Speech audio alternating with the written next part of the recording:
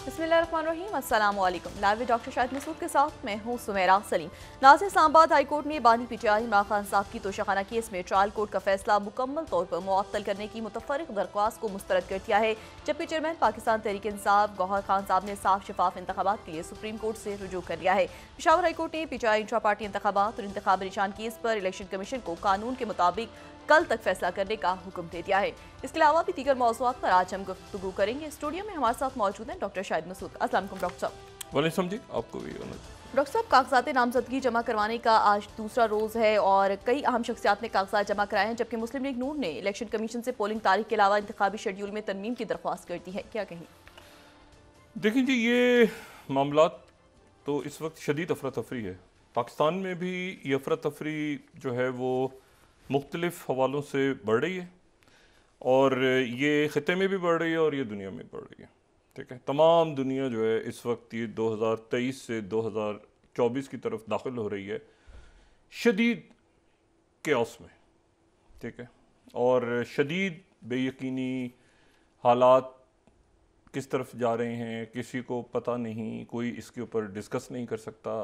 मतलब कोई डिस्कस से मुराद ये है कि वो प्लान नहीं बता सकता कि आगे मामलात कहाँ जाएंगे, कुछ प्रिडिक्ट नहीं कर सकता कोई। तो इस पूरी सूरत हाल में जो है वो पाकिस्तान के अंदर भी ये अफरा तफरी आने वाले दिनों में मज़ीद बढ़ती नज़र आ रही है। कशीदगी, अफरा तफरी और हिजान, बेचैनी, आप इसको जो भी नाम दें, और ये ख़िते में भी बढ़ रही है, ख़िते में भी बढ़ रही है और दुनिया में बढ़ रही है। और ये कब अमन की तरफ जाते हैं मामला और कब तशद्दुद मज़ीद बढ़ता है, ये अभी इसके बारे में हम कुछ नहीं कह सकते। पाकिस्तान में भी इंतखाबात की तरफ जो मामला जा रहा है वो शदीद हिजान और शदीद अफरा तफरी में जा रहा है। ठीक है, मैं मजमूई एक पिक्चर चूँकि हम डिस्कस करते हैं तो उसमें और ये कशीदगी और ये जो अफरा तफरी है इसमें इजाफा होगा। पहली दफ़ा ऐसा हुआ है कि भारत की तरफ से ये बात की गई है कि जी पाकिस्तान ने वहाँ पर जो है वो जो रजौड़ी का इलाका है वहाँ पर पाकिस्तान ने हमला किया है और उसके नतीजे में वहाँ पे उनके फ़ौज के लोग जो हैं वो जानों से गए हैं। पाकिस्तान ने कहा है कि ये फ़ॉल्स फ्लैग है, और फॉल्स फ्लैग इसलिए है क्योंकि जो वज़ीर आज़म मोदी हैं वो इस दफ़ा इस साल फिर इंतखाबात में जा रहे हैं, तो उनको फिर एक माजी की तरह फिर एक फॉल्स फ्लैग करके और इस बॉर्डर को, पाकिस्तान इंडिया बॉर्डर और LOC को उन्होंने दोबारा कशीदा करना है। तो ये उनकी इलेक्शन की मुहिम का हिस्सा है, वो जो इल्ज़ाम लगा रहे हैं। ये एक बड़े तवील अरसे के बाद ये पाकिस्तान और भारत के दरमियान इस तरह का वाक़यात हो रहे हैं कि मतलब एक कशीदगी जो है वो बढ़ रही है। ठीक है, और ये इससे पहले 2-3 साल तक एक खामोश ये रहा है बॉर्डर, और ये यहीं पर रुक जाए, ये हमारी दुआ है कि ये मामलात यहाँ पर रुकें और ये आगे ना बढ़ें, क्योंकि ये बड़ी मुश्किलों के साथ ये जो वाहिद अगर कोई चीज़ अच्छी इसमें नज़र आ रही है पूरे मंजरनामे में, तो ये है कि वो पाकिस्तान और इंडिया के दरमियान कशीदगी बॉर्डर्स पे नहीं है। पिछले मतलब कई सालों से कशीदगी नहीं है, लेकिन अब वो कशीदगी बढ़ गई है पिछले चंद घंटों में, या जैसे भी आप कहें, और शायद ये और बढ़ जाए, क्योंकि पाकिस्तान उनकी तरफ से जब ये बात की गई है तो पाकिस्तान की तरफ से ये बात आई है कि ये तो फॉल्स फ्लैग है, और पाकिस्तान के अंदर एक हिजान और अफरा तफरी और कशीदगी ये अरूज पे नहीं है अभी ये और बढ़ेगी आगे। इसकी जो, क्योंकि फैसले आएंगे, उसके बाद इलेक्शंस, गिरफ्तारियाँ, नाहलियाँ, किसको क्या, तो एक मजबूरी वो हम देख रहे हैं। अच्छा, अब मैं जो बात कह रहा हूँ वो मैं इसलिए कह रहा हूँ क्योंकि पाकिस्तान जुड़ा हुआ है अपने आसपास के सारे मामलात के साथ, और यहाँ पर इस्तेकाम अभी नहीं है, क्योंकि कहते हैं ना डेमोक्रेसी इज़ क्योटिक। ये नहीं कि मतलब है कि मैं कोई जमहूरियत के ख़िलाफ़ बात कर रहा हूँ, लेकिन इट्स ऑलवेज क्योटिक। तो जब आप इलेक्शंस की तरफ जा रहे हैं, जब आप, तो वो एक फुल के, और उसके बाद भी मामलात क्या बेहतर हो जाएंगे या नहीं होंगे वो कोई नहीं कह सकता। उसकी वजह यह है कि हज़ारों की तादाद में, ये शायद लाखों की तादाद में अर्जेंटीना के लोग सड़कों पे हैं, और वो वहाँ पर जो नए इलेक्टेड प्रेसिडेंट आए हैं जिन्होंने आके कहा है कि मैं मुख्तलिफ यहाँ पे शोबे ख़त्म कर दूँगा और मैं डॉलर को के साथ ले जाऊँगा अपनी में, वो सड़कों पे हैं और उनके ख़िलाफ़ मुजाहरे शुरू हो गए हैं। उनका पिछले ही हफ्ते जो है वो उनका इंतखाब हुआ है।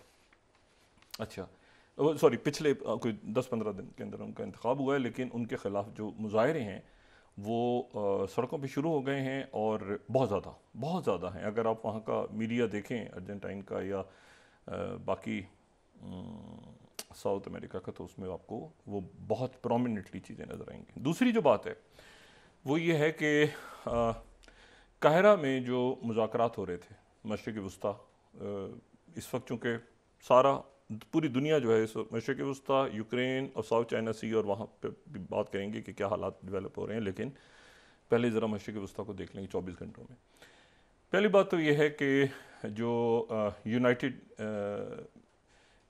नेशंस की तरफ से जो है वो उनकी जो ह्यूमन राइट्स वॉच है, यूनाइटेड नेशंस के ऑफिस की तरफ से ह्यूमन राइट्स, उनकी तरफ से अगर हम यहाँ पे 35th स्लाइड को कोट कर दें तो वो ये रिपोर्ट सामने आई है कि 19 अभी कुछ देर पहले कि 11 जो है वो निहत्ते फ़लस्तीनियों को उनके ख़ानदान के सामने खड़ा करके जो है वो गोली मार दी गई, शहीद कर दिया गया। ठीक है, इसराइली डिफेंस फोर्सेस की तरफ से। ये अक़वाम मुत्तहिदा की रिपोर्ट सामने आई है।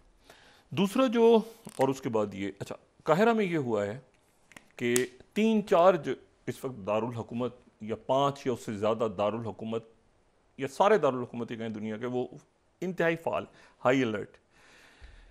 और उसमें सबसे पहले तो काहिरा में जो मुज़ाकरात हो रहे थे वो बेनतीजा हैं अभी तक। ठीक है, जहाँ पर इस्माइल हानिया पहुँचे थे और जहाँ पे ये इतलात थी कि जो मोसाद चीफ़ हैं वो भी शायद पहुँच रहे हैं, और वहाँ पर एक मुज़ाकरात बैकडोर, और वो मुज़ाकरात शुरू हुए थे लॉयड ऑस्टिन की जो विज़िट है उसके बाद, अमेरिकन सेक्रेटरी डिफेंस के विज़िट के बाद वो मुज़ाकरात शुरू हुए थे। लेकिन वो मुज़ाकरात जो हैं वो किसी नतीजे पे नहीं पहुँचे। उसकी वजह जो है वो इंतहाई अजब है। उसकी वजह यह है कि इसराइल जो है उसने अक़वाम मुत्तहिदा पर अदम एतमाद कर दिया। अच्छा, अब अदम एतमाद का इजहार कर दिया है अक़वाम मुत्तहिदा पे, और ये कहा है कि जो अगर हम नक्शा देखें तो हम पहले से बात कर चुके हैं कि एक तो रफ़ा बॉर्डर है, जनूब में 2 बॉर्डर्स हैं। एक जो है वो रफ़ा बॉर्डर है जो कि मिस्र के कंट्रोल में है, और एक जो है वो केराम शलोम बॉर्डर है। ठीक है, जो कि इसराइल के कंट्रोल में। ये जनूब में 2 बॉर्डर, 2 ऐसे हैं, यानी ओपनिंग्स हैं, क्रॉसिंग्स हैं, बॉर्डर नहीं, क्रॉसिंग्स, 2 क्रॉसिंग्स हैं जहाँ से आप, ठीक है, एक जो है वो शुमाल में है, अगर हम वो दिखा सकें क्रॉसिंग्स का मैप निकाल लेंगे भी, तो वो जो है, तो 2 क्रॉसिंग्स के ऊपर अब मामला ये चल रहा है कि जो केराम शलोम की जो क्रॉसिंग है जो जनूब में है, तो इसराइल का कहना यह है कि जो रफ़ा बॉर्डर है वहाँ से इमदादी सामान को हम अक़वाम मुत्तहिदा की चेकिंग में नहीं आने देंगे, और अगर सामान को दाखिल करवाना है इसराइल में तो वो केराम शलोम की जो दूसरी जो नीचे जनूब में जो दूसरा जो गेट है उनका, वहाँ से उसको दाखिल करवाया जाए सामान को, इमदादी सामान। और उसकी वजह वो ये बता रहे हैं कि अक़वाम मुत्तहिदा जो है वो फ़लस्तीनियों के साथ मिली हुई है, और सेक्रेटरी जनरल और अक़वाम मुत्तहिदा का जो झुकाव है वो, और वहाँ जो सामान अक़वाम मुत्तहिदा की निगरानी में जाएगा वो जो सामान है उसमें असलहा भी हो सकता है, और यह है कि किसी सूरत में ईंधन या मतलब कोई भी ईंधन जो है वो हम गज़ा नहीं भेजेंगे शदीद सर्दी में भी, और क्योंकि वो जो है वो फ़ौजी मकसद के लिए इस्तेमाल हो सकता है, यानी तेल भी नहीं, गैस के सिलेंडर्स भी नहीं, और खाने पकाने का तेल भी नहीं, क्योंकि ये जो है ये वहाँ पर इस्तेमाल हो सकता है। तो अक़वाम मुत्तहिदा के ऊपर हमें इत्मीनान नहीं है। अच्छा, ये जो भाई, ये बहुत ही अजीब सी बात है। अमेरिका जो है वो किसी सूरत ये नहीं चाह रहा कि अब जो करारदाद पेश होनी है अक़वाम मुत्तहिदा में, उसको अमेरिका वीटो करे। अमेरिका नहीं चाह रहा, ठीक है। और इसलिए जो सेक्रेटरी ब्लिंकन बिल्कुल इस वक्त, क्योंकि उसके बाद अगर, अच्छा, ये जो करारदाद है, 5 तो मुस्तकिल अरकान है ना अक़वाम मुत्तहिदा के, लेकिन कुल 15 हैं। ये करारदाद जो है ये मुत्तहिदा अरब अमारात UAE ने पेश की थी, और इसके ऊपर वोटिंग होनी थी पीर के रोज़। पीर के रोज़ भी नहीं हुई, मंगल के रोज़ भी नहीं, बुध के रोज़ भी नहीं हुई। आज दोबारा इसके ऊपर इम्कान है, और डिप्लोमेट्स वहाँ पे मुकम्मल तौर पे ये लगे हुए हैं इस कोशिश में। अमेरिका का कहना ये है कि ये इसराइल कह रहा है। अमेरिका खुद नहीं चाह रहा कि वीटो करके देखें। इससे पहले जनरल असेंबली के 153 ममालिक ने सीज़ फायर का मुतालबा किया था फौरी तौर पे, लेकिन उसको अमेरिका ने वीटो कर दिया था। अब जो है वो अमेरिका बिल्कुल ये नहीं चाह रहा कि वो पूरी दुनिया, फिर जनरल असेंबली का इजलास कॉल कर लिया किसी ने, और पता चला कि अब 170 हो गए, और फिर 190 हो गए, और फिर तो वो अमेरिका बिल्कुल उस तन्हाई से वो जो है एक मसला बड़ा ख़राब हो गया है। और वो उनकी तरफ से ये है कि इसको अल्फाज को आप ऊपर नीचे करें, और इसमें से सीज़ फायर और इसमें से बाकी ये निकाल दें, और ये कह दें कि अच्छा, इसराइल के जो वज़ीर ख़ारजा हैं कोहन, इसी दौरान वो कब्रस पहुंच गए हैं, साइप्रस। अच्छा, कब्रस जो है अगर हम नक्शे में देखें तो जो मेडिटेरियन सी है, ये जिसको बहरे रोम कहते हैं, तो बहरे रोम के अंदर एक बहुत बड़ा जजीरा है साइप्रस, निकोसिया, जहाँ का दारुल हुकूमत है। लेकिन ये ध्यान में रहे कि साइप्रस के या कब्रस के 2 हिस्से हैं, एक शुमाली और एक जनूबी हिस्सा। शुमाल में जो है वो उसके तुर्की आ गया था, ये हम बात पहले कर चुके हैं, और जनूब में जो है वो जो हिस्सा है वो असल जो साइप्रस है या कब्रस है। और कब्रस जो है वो वहाँ पर वो जो वज़ीर ख़ारजा हैं इसराइल के, वो कब्रस में उन्होंने कहा है कि हम समंदरी रास्ते से अगर कब्रस के ज़रिए, साइप्रस के ज़रिए अगर इमदाद आती है गज़ा, तो हम समंदरी कॉरिडोर खोल सकते हैं, और वहाँ पर एक कमेटी जिसको साइप्रस और इसराइल देखे दोनों, वो हम वहाँ पे कायम कर सकते हैं, और समंदरी कॉरिडोर हम खोल सकते हैं। अब ये जो इसराइल के वज़ीर ख़ारजा का स्टेटमेंट है, ये उन्होंने साइप्रस में दिया। साइप्रस जो है वो एक बड़ा ज़बरदस्त तारीख़ रखता एक मुल्क है, और साइप्रस जो है वो यूनान से आज़ाद हुआ था, और आज़ादी से पहले जब वो यूनान का हिस्सा था तो उस वक्त यूनान वाहिद यूरोपीय मुल्क था जिसने 1947 में, 1 साल पहले, इसराइल के क़याम से 1 साल पहले जो है वो या कुछ अर्से पहले जो है वो यूनान ने फ़लस्तीन की तकसीम की मुखालफत की थी। वाहिद यूरोपीय मुल्क यूनान था, और 80 और 90 और 60 की दिहाई में यूनान मुकम्मल तौर पे पैलेस्टीनियंस के साथ रहा। जब साइप्रस अलहदा हो गया तो साइप्रस भी फ़लस्तीनियों के साथ रहा, और इस कदर फ़लस्तीनियों के साथ रहा बहुत ज़्यादा कि वहाँ पे यानी यहाँ तक हुआ कि यासिर अरफात के साथ उनकी एंदरोला वेस्टिलॉफ, जो उनकी साबिक खातून अव्वल हैं साइप्रस की, वो एक दफ़ा आई, इसराइल आई, और उनकी मुलाकात हो गई। वो मिली आके यहाँ पे गज़ा के इलाके में, वो और जॉर्डन में, वो उनकी फ्रीक्वेंट मीटिंग्स यासिर अरफात के साथ होती थी। तो इसराइल ने उनको यानी पर्सोना नॉन ग्रेटा कहते हैं ना, कि हमारे मुल्क में कदम ना रखें आइंदा, वो करार दे दिया था। तो साइप्रस के ताल्लुकात इसराइल के साथ ख़राब रहे बहुत ज़्यादा, और साइप्रस के ताल्लुकात जो हैं वो ये बड़ा इंपॉर्टेंट है, इसको थोड़ा 2 मिनट सिर्फ लूँगा। साइप्रस के ताल्लुकात बहुत ख़राब रहे, लेकिन फिर साइप्रस के ताल्लुकात बहुत अच्छे हो गए, ठीक है। और अच्छे ताल्लुकात हुए कोई पिछले 15-20 सालों में, इतने ज़्यादा अच्छे हो गए कि साइप्रस जो है वो, उनके प्रेसिडेंट ने यहाँ का दौरा किया, और फिर इसराइल जो है उनका लोग वहाँ पे गए, और सारा कुछ हुआ।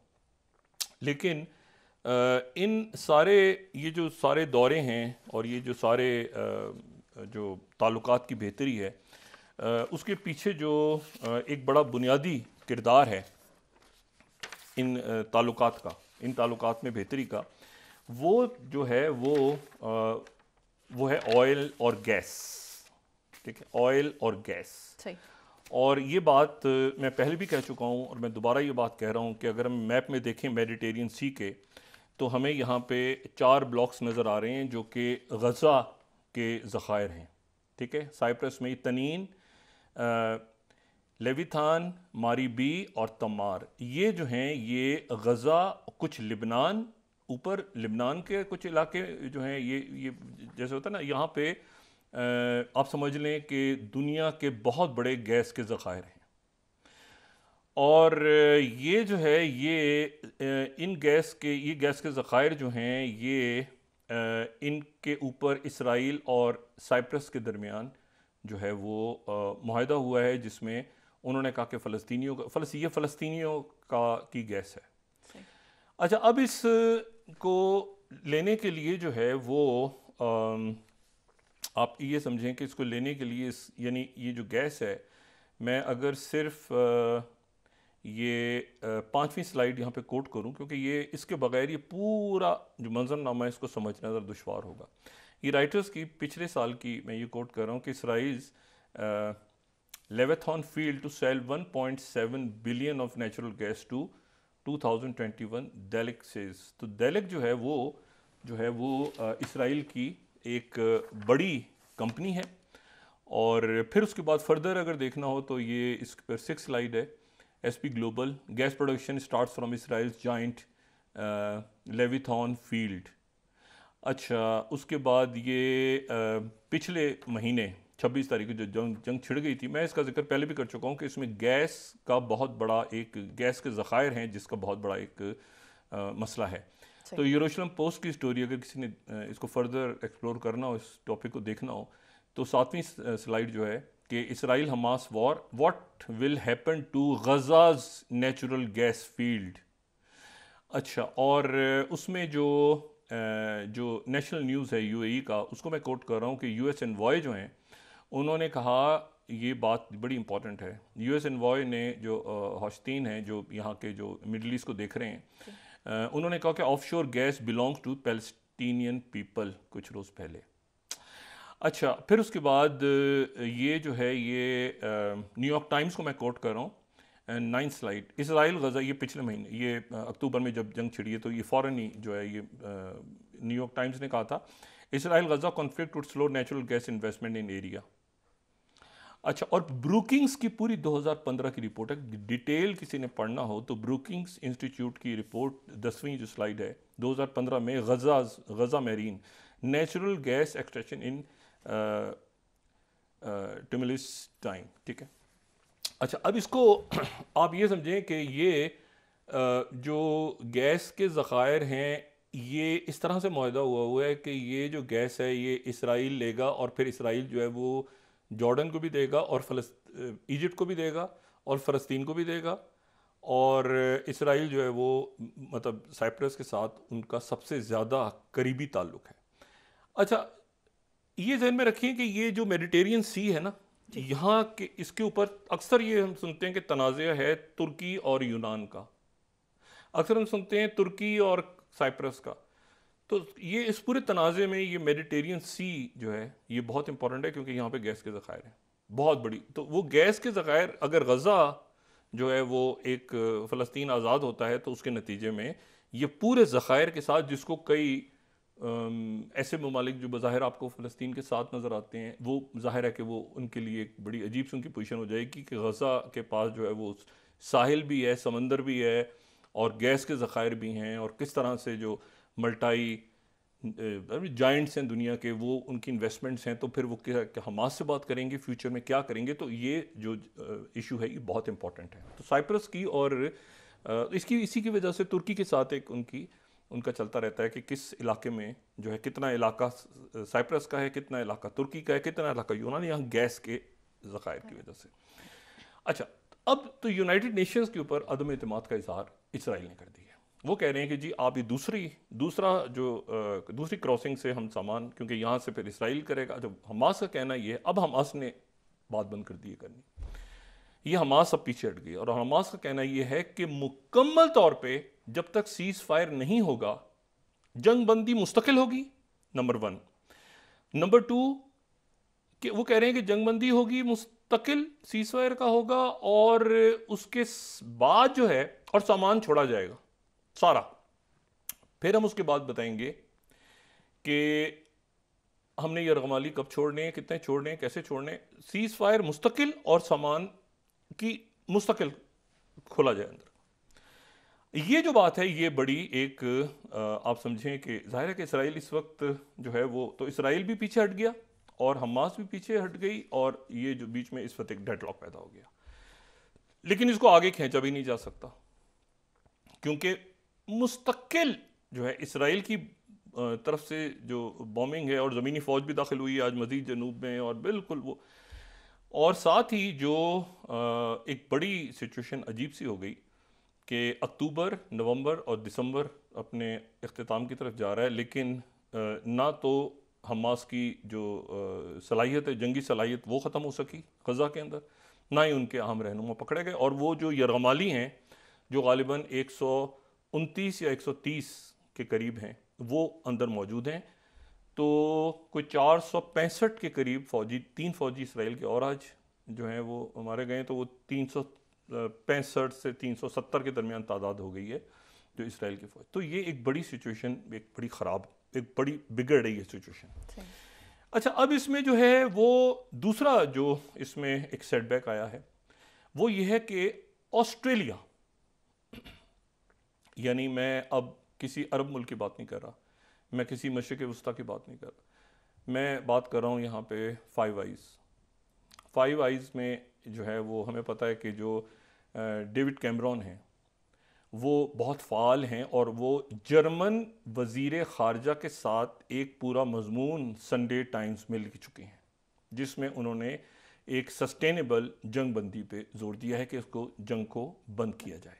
और ये संडे टाइम्स हम ये कोट कर चुके हैं कि जर्मन जो हैं उन्होंने ये जो है पूरा एक मज़मून उनका संडे टाइम्स में आया था और हमने उसके बाद तो डेविड कैमरॉन फ़ाल हैं, साबिक वज़ीर आज़म हैं और डेविड कैमरॉन के साथ अब दूसरी शख्सियत जो इसराइल पे मुकम्मल दबाव बढ़ाने जा रही है बरतानिया की तरफ से, सीज़ फायर वो सामने आने वाली है। उनका नाम है टोनी ब्लेयर, साबिक वज़ीर आज़म। डेविड कैमरॉन और टोनी ब्लेयर जो है ये एक प्रेशर बिल्ड करने जा रहे हैं इसराइल पे मज़ीद। हो सकता है टोनी ब्लेयर जो है किसी वक्त भी वो इसराइल लैंड हो जाए कंप्लीट सीज़ फायर के।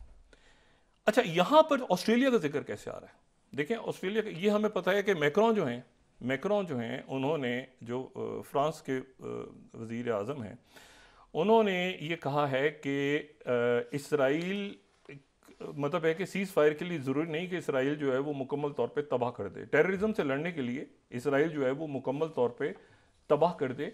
अच्छा, ये जो मैंने टोनी ब्लेयर की बात की है ना, यूएई का न्यूज़पेपर कोट कर रहा हूँ, 18 slide, Tony Blair and David Cameron urge to team up in push for Gaza ceasefire. ठीक है, ये नेशनल न्यूज़पेपर, ये बड़ी इंपॉर्टेंट बात है कि टोनी ब्लेयर साथ आ रहे हैं। अच्छा, ये ज़हन में रखें कि तो वो तो मैं बात पहले कह चुका हूँ कि जो स्टांस है यहाँ पे जो डेविड कैमरॉन का बरतानिया का स्टांस है, बरतानिया एब्सटेन कर हो गया, हो सकता है इस दफ़ा वो सीज़ फायर के लिए बात करे सब। यहाँ जो सिचुएशन है अब वो ये हो रही है कि जो ऑस्ट्रेलिया ने किया है, मतलब वो हैरान कुन है जो ऑस्ट्रेलिया फाइव आइज़ का हिस्सा है।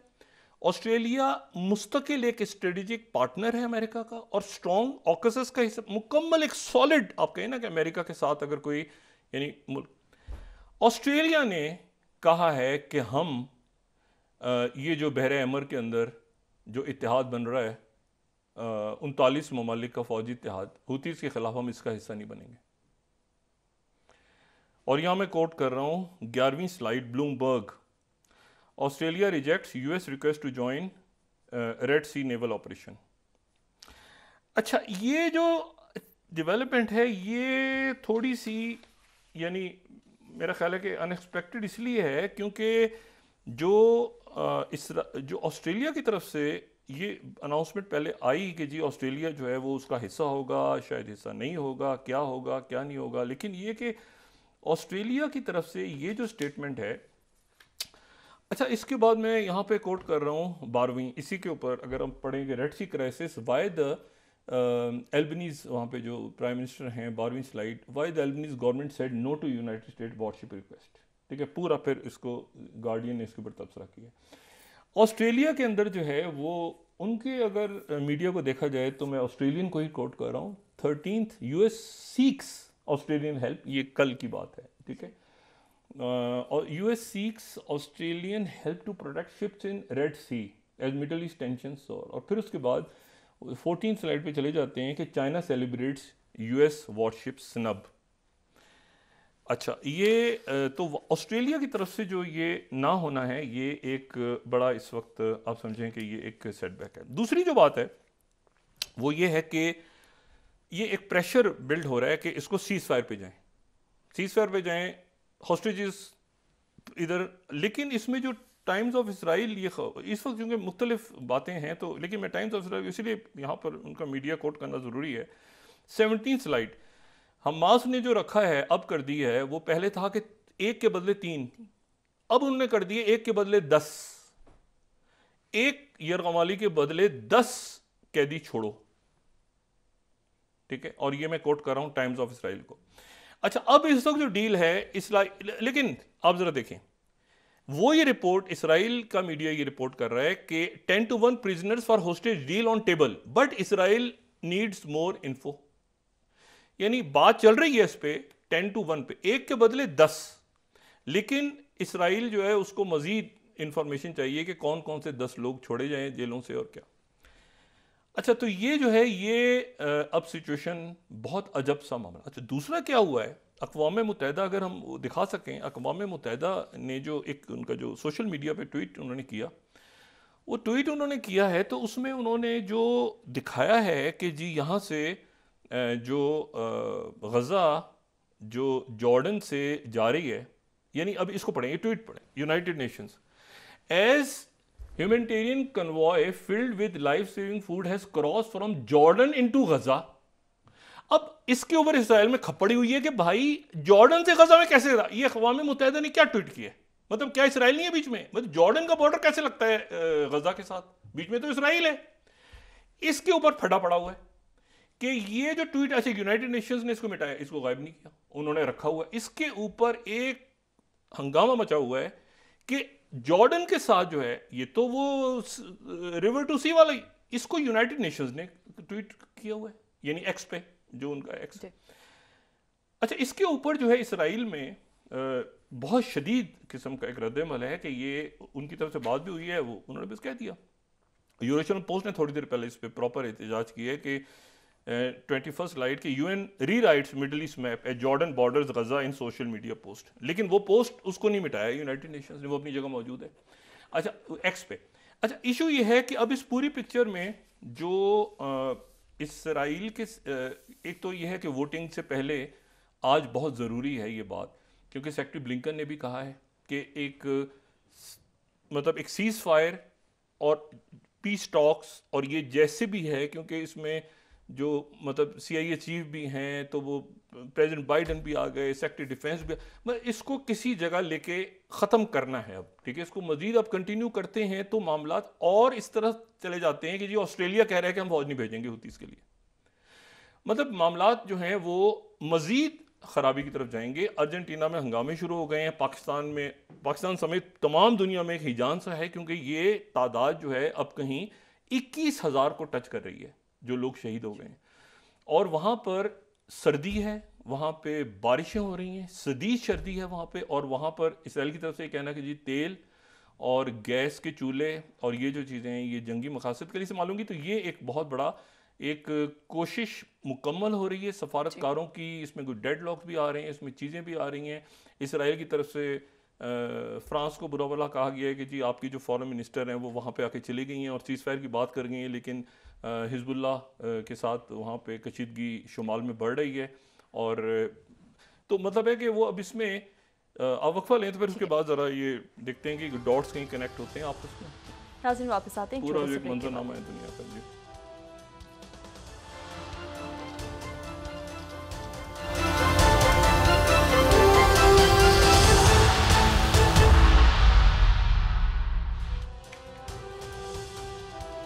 वेलकम बैक नाज़रीन।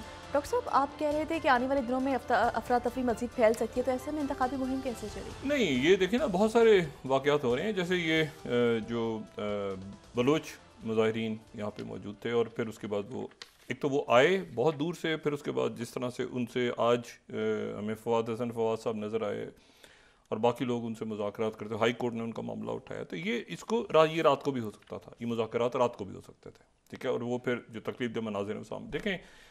इल्म और ताकत में फ़र्क ये है कि इल्म इस्तेमाल करने से बढ़ता है और ताकत इस्तेमाल करने से कम होती है। सही। तो इस चीज़ को ज़हन में, जहाँ पर बस इससे ज़्यादा मैं कोई बात नहीं करना चाहता कि ताकत को जितना इस्तेमाल किया जाता है वो उतना कम होती जाती है। ओवर स्ट्रेच आप देखें, जो जो मुल्क जंगों में फंसे हैं, वो जो आहिस्ता आहिस्ता वो ये जंगें ही उनका जो है वो दुनिया में जितनी एम्पायर्स हैं, वो जंगें, चाहे वो अंदरूनी मामलात हों, खलफिशार हो, या वो बाहर की जंगें हों, वो उनकी डिक्लाइन का सबब बनती हैं।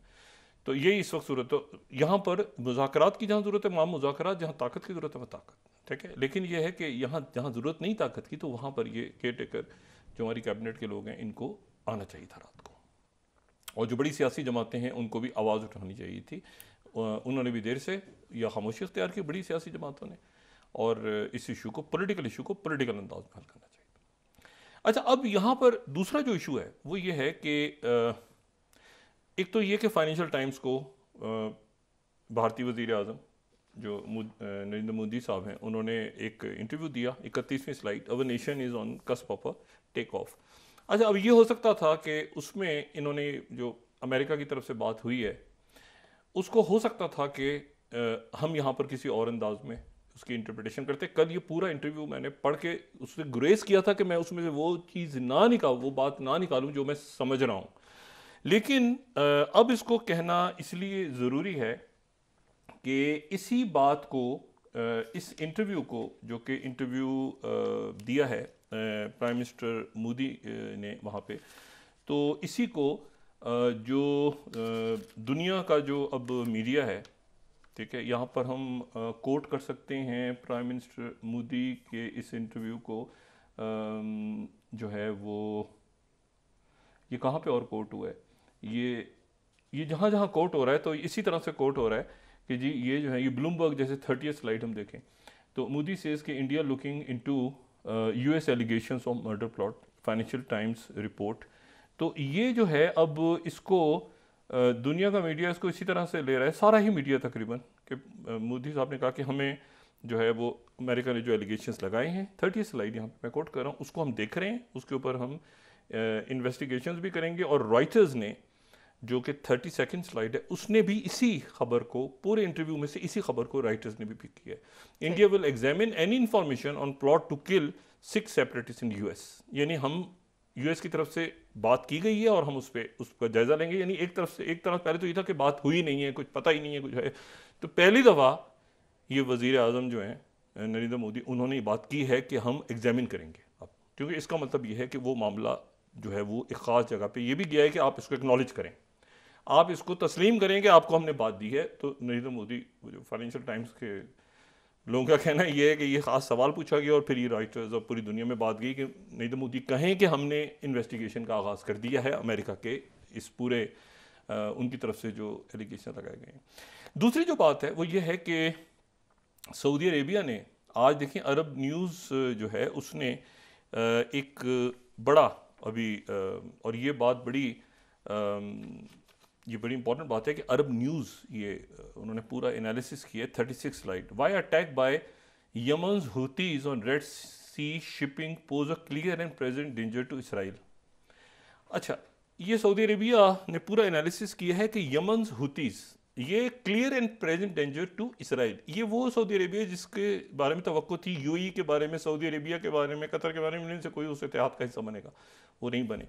बहरीन में चूंकि 5वां बेड़ा है, और ये ज़हन में रखें कि बहरीन अपना सफ़ीर बुला चुका है वापस, सबसे पहले उन्होंने, तो वो जो है वो अब एक अजीब सी, और ऑस्ट्रेलिया का अलग होना, ठीक है, ये कि हम यहाँ पे नहीं भेज रहे वॉरशिप्स को, ये बड़ा इंपॉर्टेंट है कि अमेरिका जो है इसकी री ड्राफ्टिंग करके जो भी सीज फायर की तरफ ये जाए, बहुत इंपॉर्टेंट है, ठीक है। इससे पहले कि वो एक और हुतीज की तरफ से कहा गया है, अभी मैं भी देखें, उनकी तरफ से कहा गया है कि जिस जहाज़ के ऊपर रशिया का फ्लैग होगा या चाइना का फ्लैग होगा, उसको हम यहां पर बहरे में कुछ नहीं कहेंगे।